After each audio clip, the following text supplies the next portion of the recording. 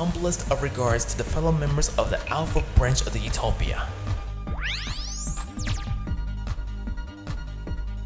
And now, commencing video. Hello there everyone, my name is the one and only Silverreploid CLE. How are you guys doing on YouTube? That's right, the Silverreploid / Inkling coming at you live looking fresh in the flesh on the net, stream or non-stream, and welcome back everyone to another reaction video. First things first, hope you guys are having a very blessed and safe Monday thus far, and let's just jump right into our only upload for today, which is me reacting to some more SCP explanatory animations, because well, given that we reacted to all of Lil Putis and of course some other TF2 related animations, which I'll get back to at some point in time. I thought about for now, in the place of Monday uploads, I get back to doing some more SCP reactions. And of course this is the next one. This is number 4 I believe, called Trapped in IKEA. This is SCP-3008.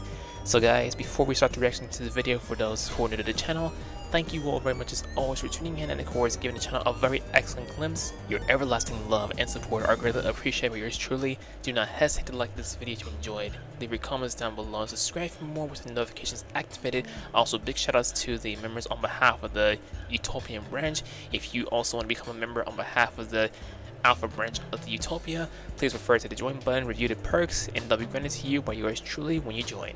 Make sure you also subscribe to SCP Explained for more of their explanatory animations.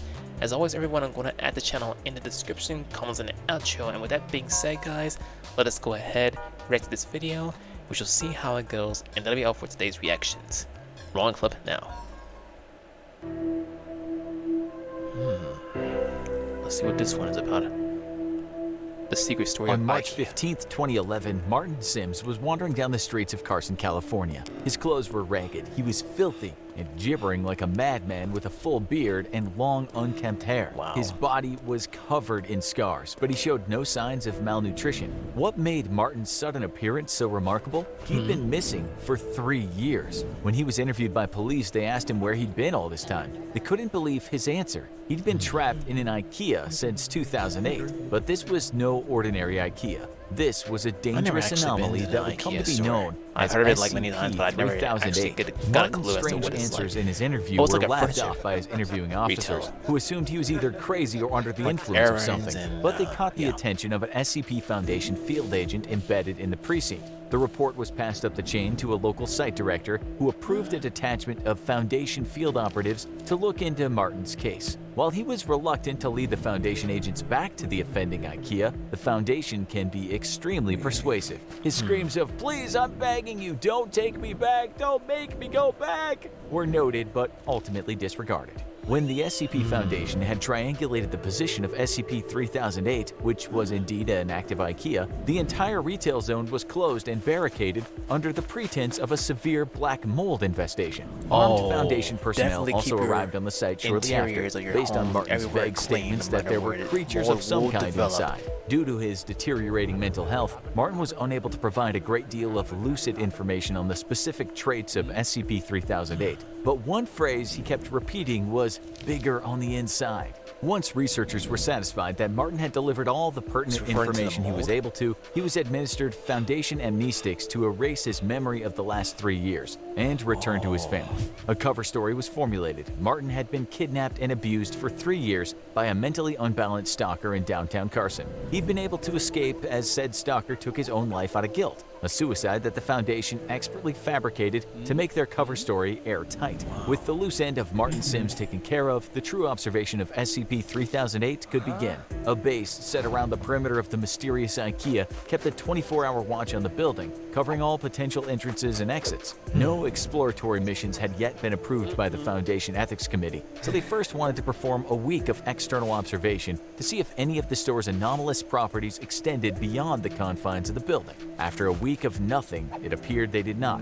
A local site director approved of the use of 20 disposable Class D personnel to explore the interior of SCP-3008. The D-Class operatives would be split into 4 squads of 5 men, Alpha, Bravo, Charlie, and Delta Squad. Each would be assigned a different quadrant of the store and would deliver information back to the control team on site via a live audio and video link. 3 of the 4 teams upon entering the store reported nothing out of the ordinary. Neither the audio or video they were sending back indicated anything different from a standard IKEA store, from the flat-pack wardrobes to the Swedish meatballs. Team Delta, however, suddenly began experiencing a scrambled audio and video connection. Shortly after, communication with Team Delta dropped off entirely. They disappeared somewhere inside the store and haven't been seen since, with one notable exception. After the disappearance and the extraction of teams, Foundation researchers classified SCP-3008 as Euclid because its anomalous properties were at least confined to the interior of the store, and even then seemingly not the entire interior. The anomalous area within SCP-3008 became known as SCP-3008-1, and containment appeared to be 100% secure. There was no telling how many people had already gone missing in the store over the years, but the disappearances must be stopped. The Foundation maintained constant surveillance around the perimeter of SCP-3008, but it appeared they could prevent any further incidents by simply preventing other civilians from accessing the IKEA store. Martin's ravings about monsters were assumed to just be the product of delirium, until a surviving member of Delta Team suddenly reappeared. The date was November 3rd, 2011. It was a cold night, a few hours after what would have been closing time if the store were still active, and 7 months after the extraction teams had disappeared somewhere in the confines of SCP-3008. There had been no anomalous activity outside the store since the perimeter was first secured, and the Foundation researchers hadn't expected that to change, until the last surviving member of Delta Team came barging out of the store's entrance. Startled field operatives were amazed to see him again, but they were even more amazed to see what was following him out of the store, repeating the same phrase. The store is now closed, please exit the building. Despite the fact that the entity chasing the Delta Team survivor was wearing the yellow shirt and blue pants of an IKEA store employee, the being definitely was not human. It was around 7 feet tall with no visible face. Taller than my the entity had grossly extended around limbs, 6 feet, with each arm being around 5 or 6 feet long and ending in a huge oversized hand. The whole process was so sudden that the field agents present at the perimeter weren't able to save the Delta Team survivor, as the entity reached forward with his freakishly long arms, grabbed him, and twisted his head off like a child with a doll. The field operatives present drew their weapons and peppered the entity with bullets. It would later be classified as SCP-3008-2. The being appeared to collapse and die from the physical trauma, at which point it and the body of the former Delta Team survivor were taken for an autopsy by Foundation researchers. There were no biological abnormalities of the body of the Delta Team survivor, so it did not appear that the anomalous properties of SCP-3008-1 had any effect on the physiology of its occupants. He was not malnourished despite being missing for months, and the contents of his stomach looked to be half-digested food consistent with the menu of a typical IKEA store restaurant. SCP-3008-2, on the other hand, raised a number of perplexing biological questions. The autopsy revealed that the creature's clothes were actually part of its body, like an additional layer of skin. The creature lacked blood or any kind of vascular system. Even stranger, the entity didn't appear to have bones or internal organs, not even a brain or nervous system. It was a being made entirely of skin all the way to its core. How it was able to move, or even live for that matter, remains a mystery. Though when you work for the SCP Foundation, you learn to accept that some things will always remain unexplained.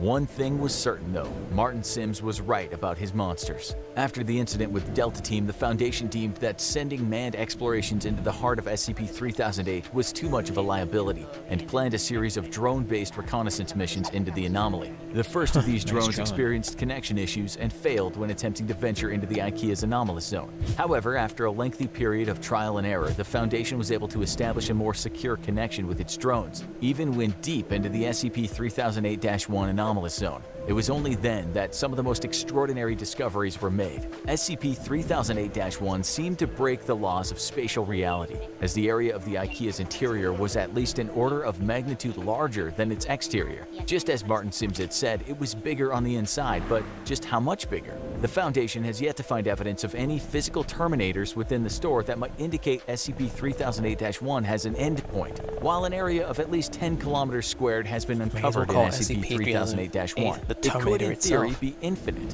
Laser rangefinder tests, which are normally very reliable, have only given inconclusive results. Interestingly, the anomalous area doesn't have any clear visual differences from the rest of the IKEA store, except that it extends forever. An individual trapped within the confines of SCP-3008-1 wouldn't even realize they've entered an anomalous zone until they tried to locate an exit and leave, at which point they'd find they were already hopelessly lost. The geography of SCP-3008-1 does at least appear to be consistent, so people trapped within are theoretically able to retrace their steps and escape if they haven't already ventured too deep. According to data collected during the drone reconnaissance missions, SCP-3008-2, of which there appear to be a vast population, would wander the stores aimlessly during the day. They are unresponsive to the drone's presence and did not appear to be aggressive. While the physical descriptions of these creatures could vary slightly, they all follow the same overall trend. Clothes consistent with an IKEA uniform, no face, either seemingly too tall or too short, and limbs that are grossly out of proportion with their bodies. As the Foundation began sending drones deeper into SCP-3008-1, they found another incredible discovery. There was an unknown population of humans trapped inside IKEA's anomalous zone, and these people had used the IKEA furniture around them to create entire settlements and towns within the store. There were several of these towns, all of which seemed to cohabitate peacefully. Even Foundation personnel found this development in their research to be truly extraordinary. Since SCP-3008 was first identified, there have been only 14 civilian escapes. Some had been trapped inside for months, others had been in there for years, some far longer than Martin's 3-year stint.